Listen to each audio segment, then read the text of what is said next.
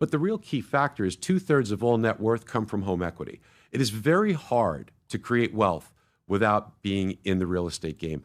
And the average homeowner's net worth is 44 times that of a renter. Now, let me tell you, as somebody who's lived through downturns in real estate, I know people wish for it and people say, oh, we need prices to come down.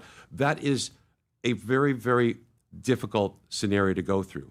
Because from a mortgage side, you can't get a mortgage easily because the appraisers put something called the negative time adjustment. So you say, okay, I could do it with 5% down or 10% down, but the appraiser says this property is going to decline because home prices are coming down. So you need to put 15%, 18%, 20% down because we're anticipating the price to decline. Makes it very, very difficult. Lenders tighten up. The whole market seizes, and then people don't want to buy a home if they see prices coming down. They're afraid. It's just like the stock market. People buy more stocks as it's going up. People should be buying when it comes down. They don't, right? It's the only things that when they go on sale, people don't want them is real estate and stocks, right? So what happens is that psychology, it materializes through the economy in general, and it slows the economy dramatically. And then think about home equity. Home equity is something that is also magical. You could pull on it. You could pay off your debt burden. You can invest with that money.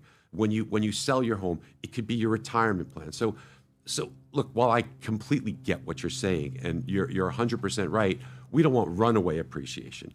But I think to see prices come down would probably be worse than that. But we're not in a sustainable place right now where it's like, we talk about all the time in the 70s, it was 2.5 years of an average salary to buy an average priced house. Today, it's like 8 or 9 years of an average salary to buy an average priced house. And I see what you're saying about the 65% that own houses in the country, but I think you're overlooking like the core part of the economy, people ages maybe like 20 to 40 who are looking to buy a house it's a stretch to buy an average priced house right now for a lot of those people. So is that a healthy place to be in where the core of your economy, like the young to mid-age people can't afford to buy a house?